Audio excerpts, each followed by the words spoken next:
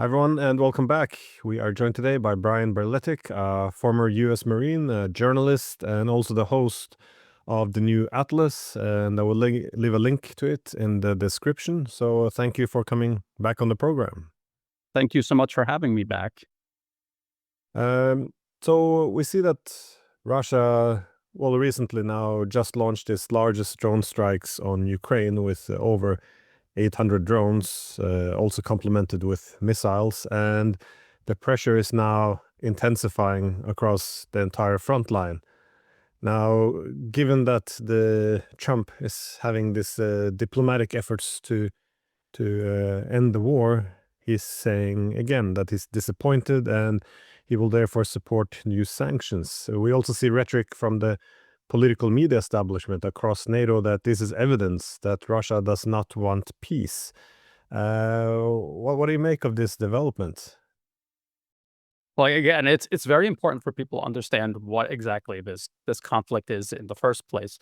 The Trump administration itself has admitted and has blamed the previous Biden administration for starting the war, and they've characterized it as a U.S. proxy war against Russia. So it really is not up to Russia to end a war that is being waged against them by the United States, according to the Trump administration itself. It is up to the Trump administration to look at how this proxy war began, how it is being fought, and what measures need to be taken to stop it.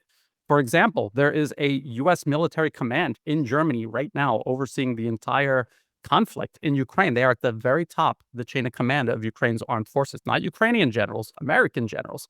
If President Trump put an end to that, brought these generals back home, or put them in charge of something that actually had to do with American national security, the war would end. It would end very quickly. Another factor fueling this war is the United States and its directive to the Europeans to continue funding and arming and training the Ukrainians. And also, and again, as the Western media itself has admitted, the United States Central Intelligence Agency is running Ukraine's intelligence networks inside Ukraine right now. That is another aspect of this war that if President Trump decided, he could end overnight and the conflict would end.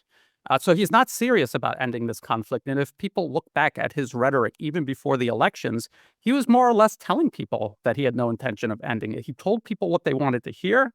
But if you looked at the so-called peace plans that were being proposed, he was talking about freezing the conflict, which is the overarching agenda of the United States, if you want to call it a deep state. This is what was already underway during the Biden administration. They were losing the proxy war. The prospect of Ukrainian lines collapsing were increasing. And so they wanted to freeze it. They do not want to end it. This is about pulling Russia in, tying them down, while the United States pivots to China, Iran, and elsewhere, and then circle back around to Russia later. This is referred to as strategic sequencing, and this is what policymakers involved in the current Trump administration have laid out extensively in policy papers spanning many years. I was wondering, can you explain this concept of strategic sequencing in terms of the U.S. Well, in this case, study the U.S. Proxy war against Russia.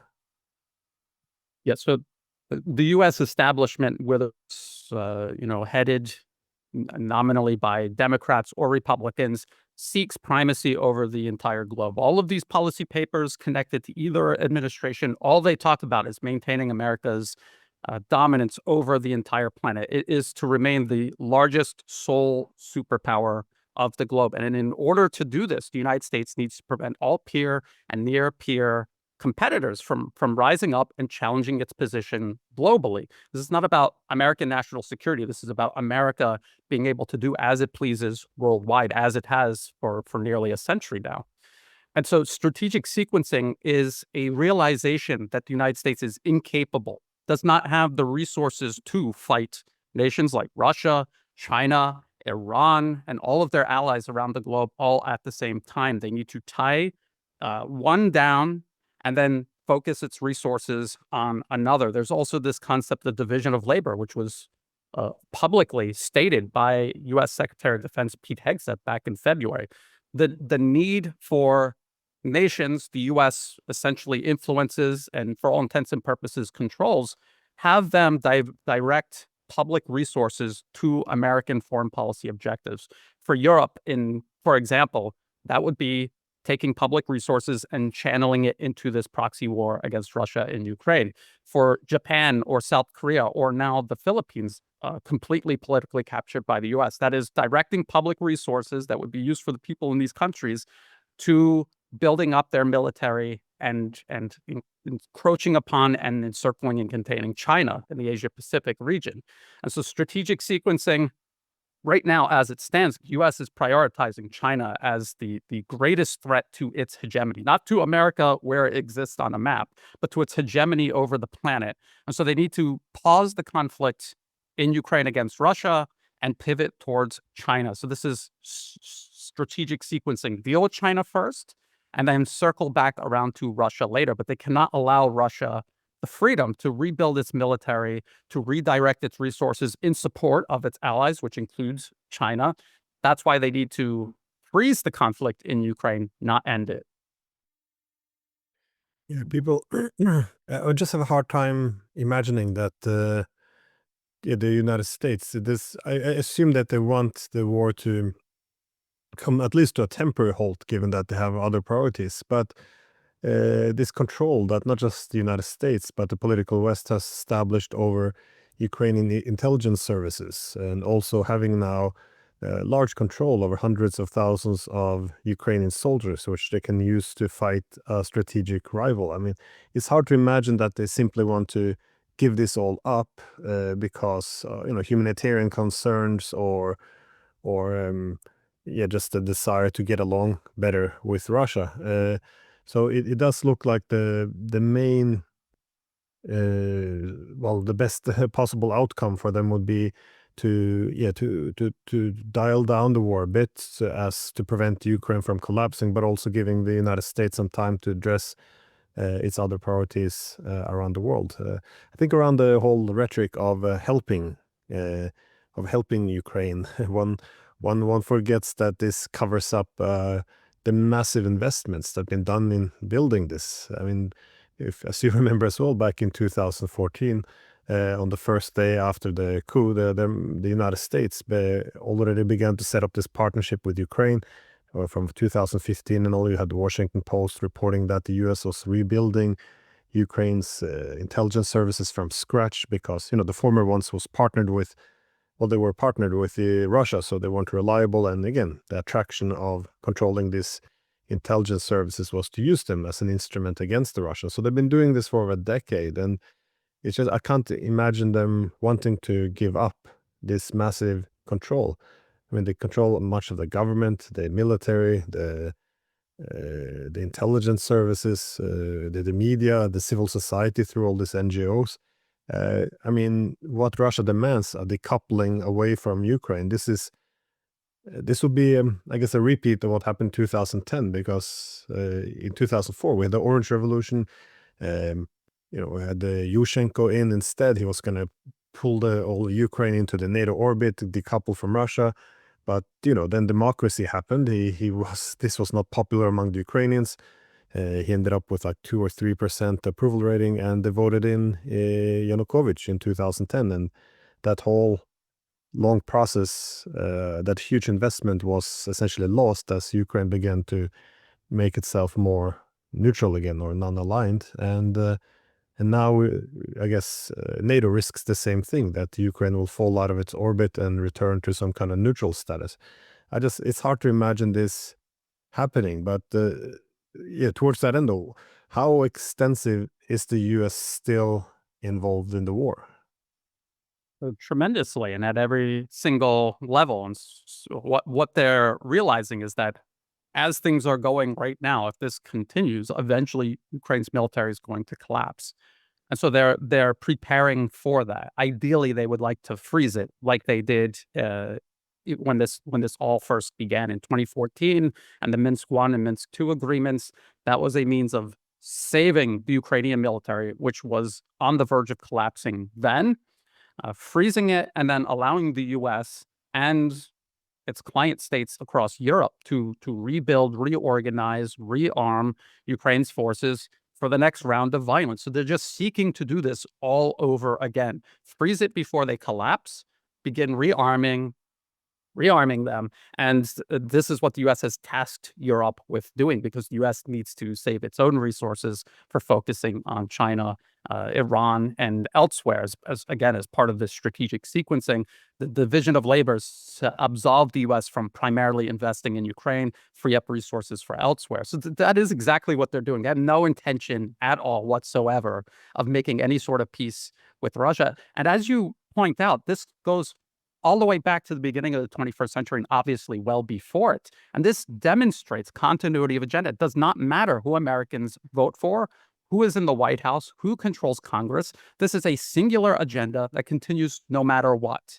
And despite the very vocal opposition President Trump during the campaign season had against all, the so-called deep state and the forever wars abroad, he has continued absolutely every single war that he inherited from the Biden administration, just as Biden did from the Trump administration and Trump did from the Obama administration. And he has started new wars against Yemen and Iran. He is building up for war against Venezuela very openly and obviously. And they are still planning to pivot toward Asia. And so this all continues uninterrupted, and it will continue. It will not be America that restrains itself. There is no prospect of change in America politically. The special interests driving this are unelected. They are monolithic. There really is no one else in the U.S. capable of challenging or displacing them. It will be up to the multipolar world to stop and then eventually reverse this. One of the things I do like about Trump, though, is the fact that he's not captive to the whole weird notion that you can't talk to the opponent because they are bad guys. So, for example, he met with, in his first administration, a North Korean leader. Now he's meeting with Putin. And I think this for me, this is a thing which we have, one of those things we refer to as a moral virtue, that we don't talk to bad people. And so, but that also means we don't do diplomacy. So I like this aspect. But on the other hand, it also appeared in the media recently that while he was in North Korea to meet Kim Jong-un, he also had his Navy SEALs do an operation against North Korea in which they killed a lot of civilians, fishermen, and then pulled away. But it's a little bit like the deception of Iran. I'm happy they want to talk and find a peace agreement, but when you're planning a strike in the middle of this, it is a bit deceptive. But on the topic, though, of peace efforts, the main, I guess, next step in this narrative of, first he met with Zelensky and Putin in Alaska, then he met with Zelensky and the Europeans at the White House. Now this big new step is to have Zelensky and Putin meet. I guess, what is the purpose of this meeting? Because usually you would have the state leaders would come and meet each other once all the main issues have been resolved, and they come for the grand finale to shake hands and put their signature down. The optics of it. But when neither side is prepared to make any real concessions, including the United States, what are they actually meeting for? What's the purpose of this? This peace initiative, if you will call it. Well, first, addressing President Trump's willingness to speak with supposed American adversaries or declared American adversaries, we have to think back to the time when then U.S. Secretary of State Hillary Clinton met with Foreign Minister Sergei Lavrov, and they reset U.S.-Russian relations. And this was following another U.S. proxy war against Russia, this time using Georgia as a battering ram in 2008 against Russian forces along their southern border in the Caucasus region. And that was a failure. And the U.S. hit a brick wall, and they needed to reset their relations. So someone like U.S. Secretary of State Hillary Clinton, who we know isn't interested in diplomacy at all, met with Foreign Minister Sergei Lavrov. What was the purpose of this? It was to draw in the Russians and trick them. And that is exactly why President Trump is now meeting with people. And as you point out, even as he was meeting with North Korea's leadership, he had people inside North Korea murdering North Koreans. And then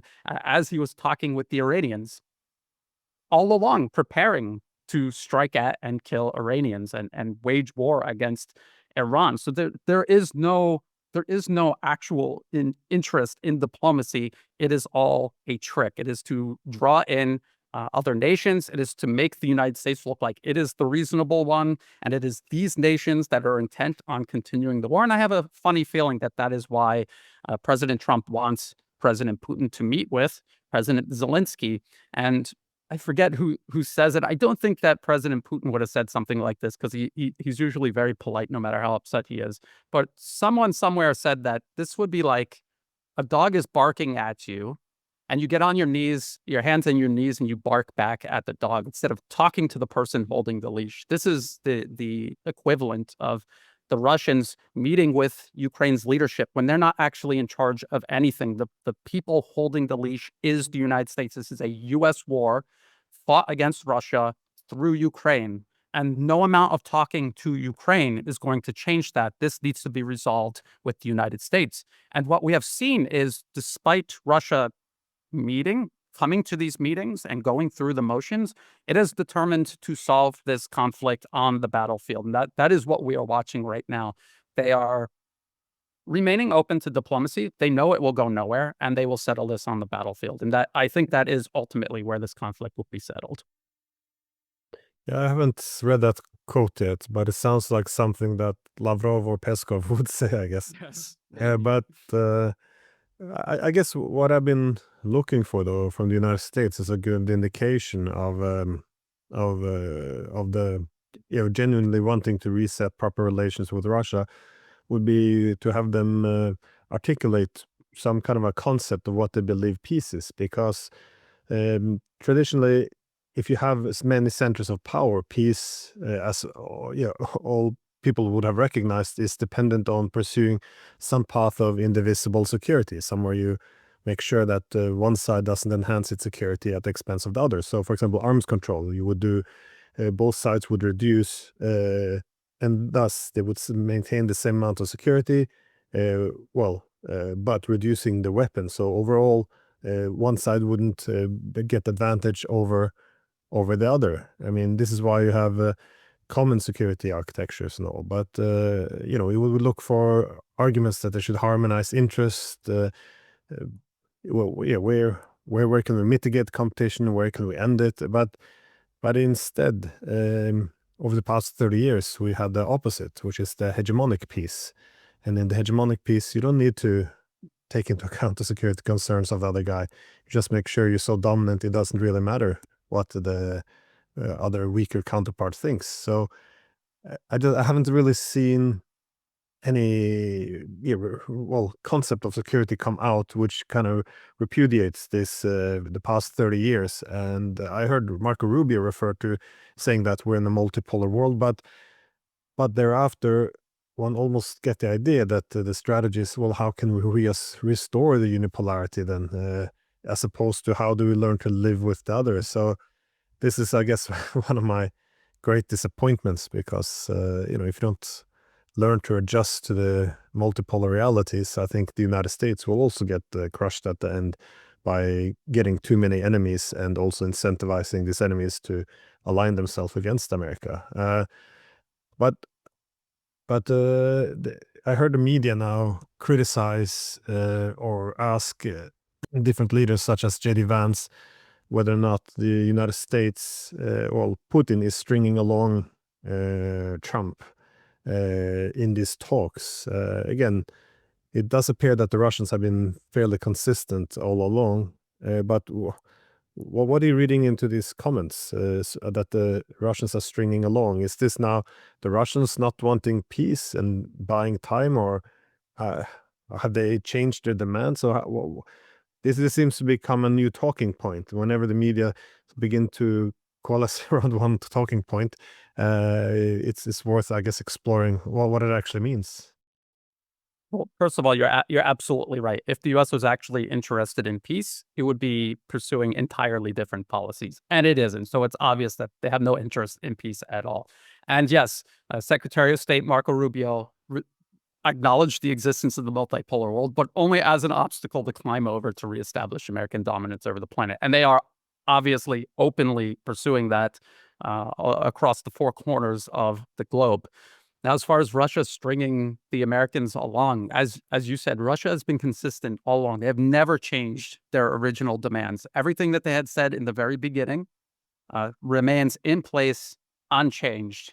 And all they want is this proxy war being waged against them by the United States to end, and the very source driving this proxy war to be ended. And that is America's insistence on dominating the planet, dominating Europe, pushing its influence up to and all along Russia's borders, and even inside Russian borders. They demand that this stops. This is existential for them. This is not something that they're imagining. As we watch Syria disappear off the map, Libya already gone, U.S. forces still in Iraq, Iran being attacked out of the blue during negotiations. Russia isn't imagining this. And this is what they have demanded from day one. And the Americans refuse to acknowledge or accept this. And they will continue pushing. So they want the illusion of peace with Russia so they can freeze the conflict, so they can circle back around and finish it later. This is their intent. And at this point, it should be obvious to everybody. Because like you said, if they were actually interested in working together with the rest of the world rather than imposing itself upon it, there would be definite policies at least being talked about. They're not even talking about policies like this. They're openly pursuing policies that feed into continued American primacy. Absolutely everything that they're doing. They're rebuilding their whole military to wage large-scale war against peer adversaries like Russia and China. The ERAM missile that they're talking about sending to Ukraine, so somewhere around 3,000 of them eventually, obviously not in the beginning. This is a munition has been developed specifically for the type of warfare the U.S. envisions it itself will be fighting against nations like Russia and China in the near future. So they are fully preparing to continue this, continuing it more forcefully if necessary. And if they can buy time and perform strategic sequencing, that would be ideal. And that is where we are right now. On this idea that the United States is not actually pursuing a peace, it is interesting that the format they have for finding this peace. I mean, part of the reason why they're saying they're putting pressure on the European Zelensky and now threatening to destroy the Russian economy, sending all these new missiles. This kind of seems to coincide with the peace initiative, given that you have to pressure all sides to get closer together. But again, as you mentioned before, given that Trump has previously recognized that this is a proxy war, why is the U.S. not having any role in actually making any concessions? Because it looks as if it has solely taken on the role as a mediator.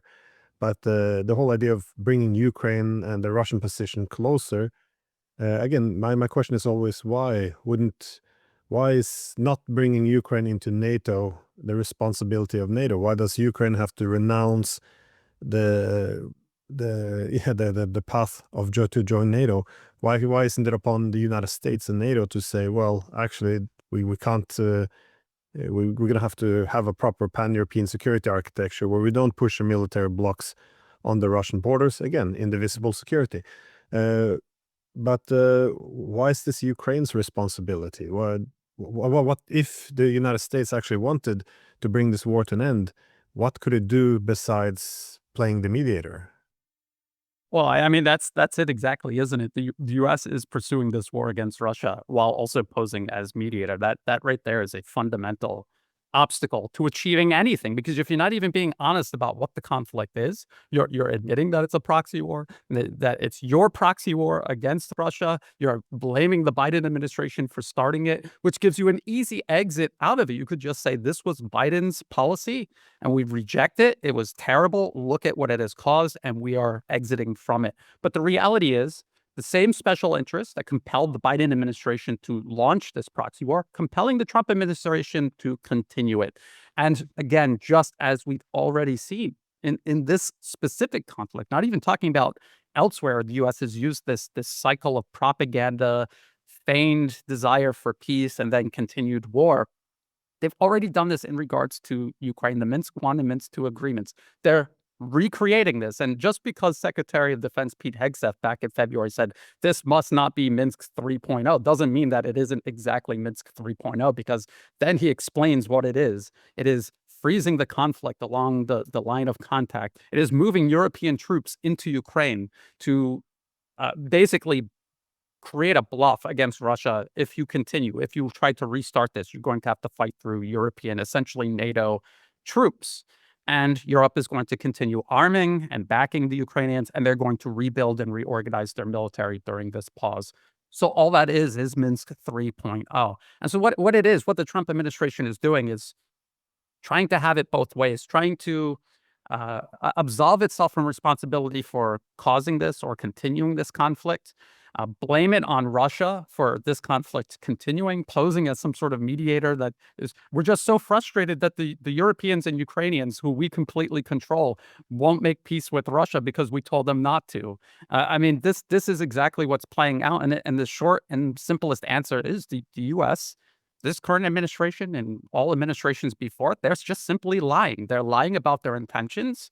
And through their actions, we can see what their true intentions actually are. And that is to freeze this war, to wage much more dangerous wars elsewhere, and then circle back around to Ukraine and Russia again, because they've already done this cycle once already with the Minsk agreements. Yeah, Trump seems always to pride himself of this strategic ambiguity and being powerful yet peaceful. So he wants to balance too much, which is why, he makes always the argument the war would never have happened if I was president. This was foolish by Biden. And then in the same breath, he will then take credit for no one sent more weapons. Obama didn't send anything. I sent the javelins in my first administration. So he's the one who even Obama, who backed the coup in Ukraine, recognized that this would be foolish, because he would, if you escalate it towards a direct confrontation or go up the escalation ladder, it would be foolish in Obama's mind, because the Russians would have the benefit of proximity, which is important for logistics. And also, at the end of the day, it would be more important for the Russians than the United States, because it's on the other side of the planet for America, while for Russia, it's an existential threat. So they would be willing to go all the way, and they would have the benefit of not just industrial production, but also logistics. But again, Trump seems to want it both ways. He's a brilliant, brutal, and tough at the same time. He wants to be the man of peace. So it does appear, though, based on, I think we agree that the diplomatic efforts aren't really going anywhere. Now, I hope I'm wrong, but if this is the case, the war will then be decided on the battlefield. But how far are we away from something like this? What do you see at the moment on the front lines? Well, as you noted earlier, Russia carried out one of, or if not the largest drone and missile strike so far. But isn't that something we find ourselves saying almost every single month now? And this is because of Russia's military industrial capacity. It is not just enormous, but it continues to expand. And this is what myself and others, yourself, Alex and Alexander of the Duran, they have been following this for 3+ years now. Alexander Mikiris called it aggressive attrition. That is exactly what the Russians are doing. And I still see Western analysts claiming, well, Russia is failing because they cannot break through. They're not breaking through here. Look at how little territory they've taken this month. It isn't about territory. It isn't about breaking through. It is about grinding Ukraine's fighting capacity down to where it eventually collapsed. This is what we actually saw in Syria. And in this case, it worked in favor of U.S. foreign policy objectives. That conflict was frozen for years. The front line didn't move anywhere. And then suddenly, because the Syrian Arab army was hollowed out over years and years, and because Russia and Iran were distracted elsewhere, eventually a hard push came and everything just collapsed. And that is possible in Ukraine. That is possible. And that is why the United States is telling Europe, you need to create a coalition of the willing. A lot of people imagine that Europe came up with this on their own. This was in the public directive Secretary Hegsteff gave in February. He told the Europeans, you're going to send troops into Ukraine. And the reason they're sending troops into Ukraine is because they know that eventually Ukrainian lines are going to collapse. The military will collapse. We're already hearing admissions from Ukraine itself. They have so little manpower along the line of contact. There are entire sections of the front that just aren't even manned. There are defenses in place, but there are no people in those defenses. And that's why when you look at the map, you will see Russia break through, and then it'll start to expand. And then the Ukrainians, like a fire brigade, they have to send their reserves to that area, and then Russia will withdraw. They're not trying to break through and take that territory. They're trying to overstretch Ukrainian lines, and it's working. And we can see demonstratively so that the metrics of Ukraine's military power waning day by day. And there's nothing that the West can do about it except intervene directly and hope that the Russians pause for thought and stop instead of fighting through European troops at that point. That's where it is right now. There is it is interesting when the parties are that far apart.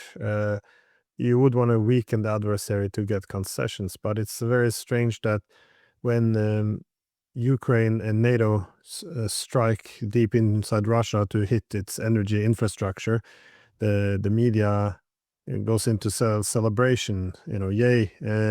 Now we're putting pressure on Russia. Now they will be forced to accept to discuss peace seriously. And when Russia does exactly the same thing, that is strike energy infrastructure deep inside Ukraine, we get the message that, well, this is evidence that they do not want peace, because if they would want peace, they wouldn't do exactly what we're doing to Russia. They would do the opposite. They wouldn't strike at all. So it's an interesting way of looking at it. But you mentioned that the next step, as the front lines, I guess anyone paying close attention see that this is falling apart.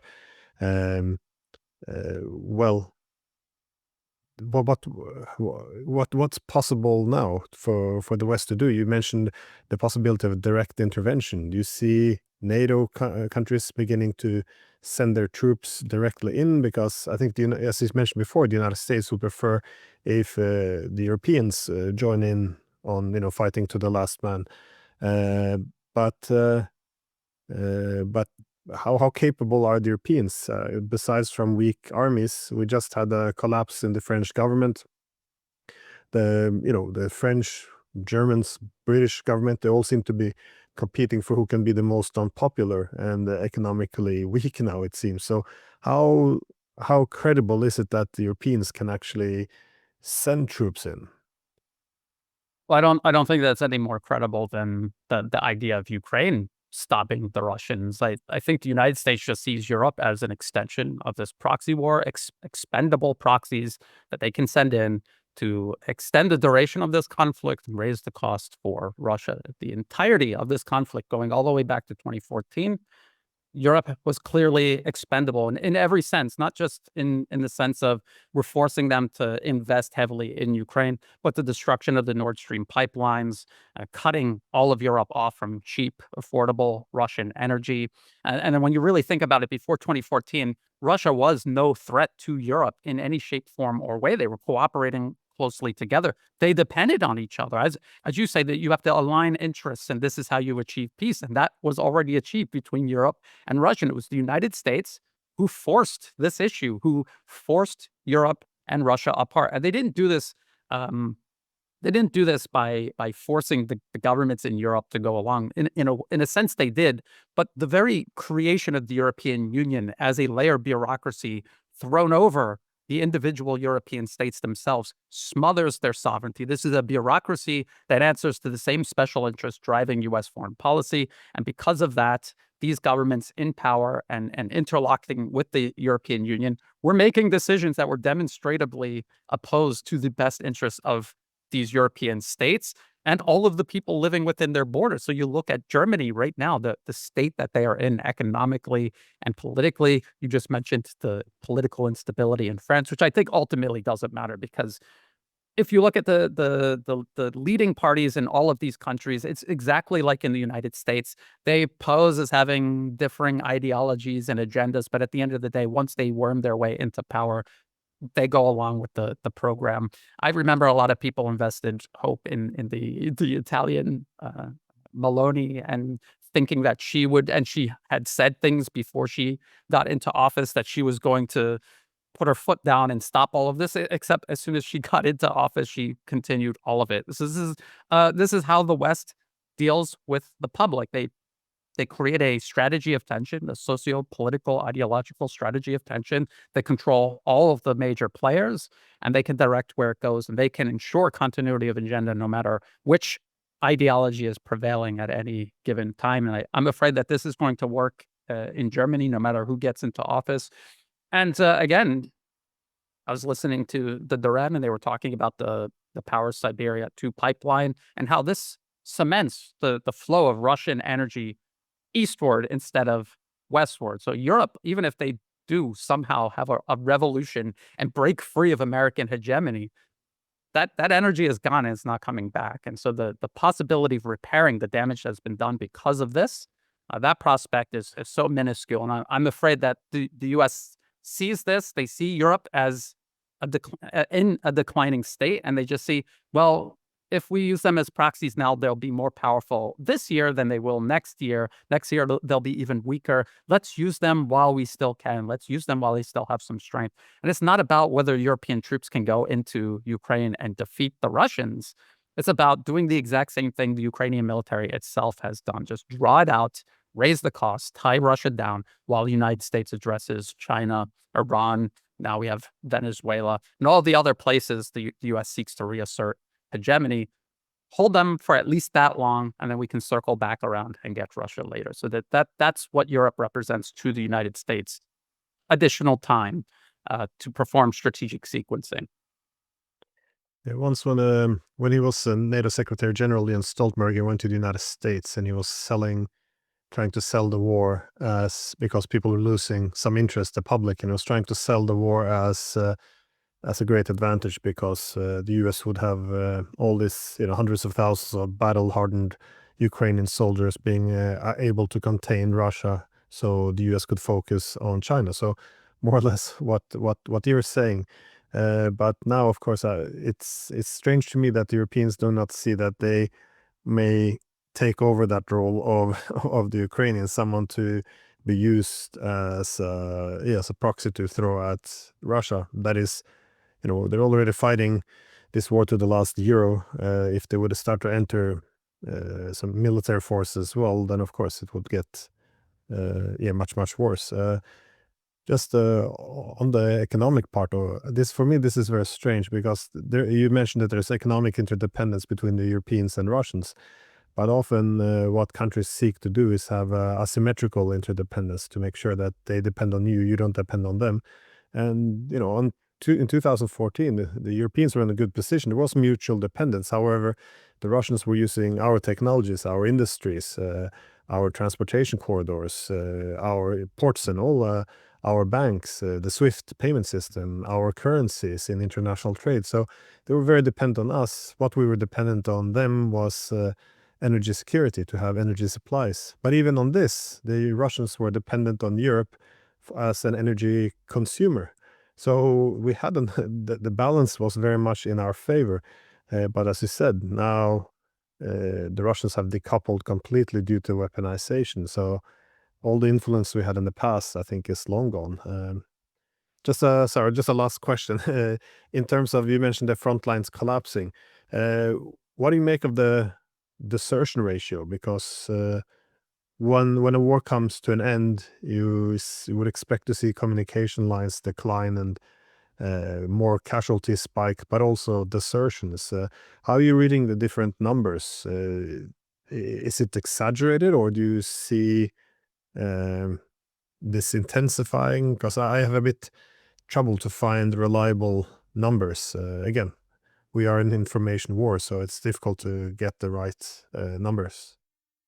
Well, you're absolutely right. It's very hard to find reliable numbers if they're even out there. So what you have to do instead is just look at how the battlefield is shaping up, and you can tell a lot by that. You're not going to get a definite number, but you can obviously see something is happening to Ukraine's manpower. Something is happening to it because now there are entire sections of defenses that are unmanned. So where did all those people go? They either died, they were injured, or they deserted. So it's got to be one of these three issues. And then reconstituting Ukrainian manpower. This has always been a problem. I've been talking about this for years, and I've explained how they're talking about rebuilding a brigade, building a whole new brigade. We're talking about 4,000 men. It's not about just taking 4,000 men, putting them through basic training, and then putting them in the field as a brigade and its subunits. It's not about that. Every level of the brigade requires leadership. They require non-commissioned officers and actual officers, including some senior officers at the very top of the brigade.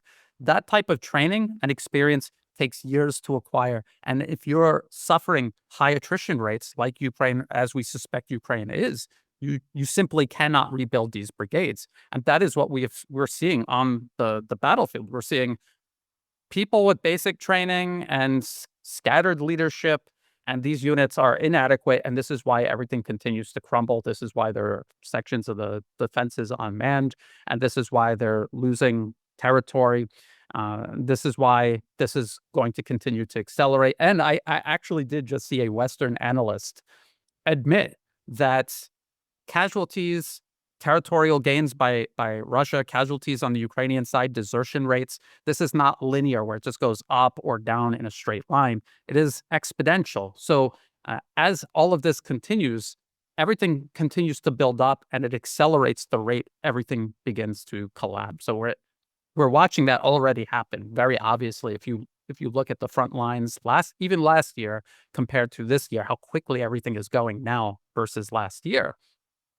That's obviously happening. And then there will be a point where it just starts going so quickly, absolutely nothing can be done to stop it, which is what happened in Syria, as a matter of fact. That will eventually happen. It's impossible to predict when. You or I, we only have access to what is publicly available. I'm sure there are intelligence networks on both sides that are aware of when this is going to happen and that might be why we see such urgency by the United States and the Europeans and the willingness to do increasingly drastic things to try to force the Russians into freezing this conflict, because they know if that collapse happens, it's not going to be about whether the Russians take all of the Donbas region. It'll be how much do they just decide to take, because there won't be anything to stop them. This is why they're talking about sending European troops into Ukraine. This was always a prospect since the beginning of the conflict. This is something many analysts were warning about from the very beginning. If that collapse takes place, the West will have to intervene because there will be no other way to stop the Russians. So this is why we see the U.S. Pretty much trying anything. We'll meet with you. You should meet with Zelensky. Do this, do that. We'll do this. But the one thing they're not willing to do is genuinely end the proxy war they're waging against Russia. That's the one thing they won't do, and Russia knows it. So they're going to continue on the battlefield. And we're in uncharted territory. We don't exactly know what is going to happen when it is Russian forces facing off against essentially NATO forces in Ukraine, if Europe and the United States, and essentially the United States decides to do that.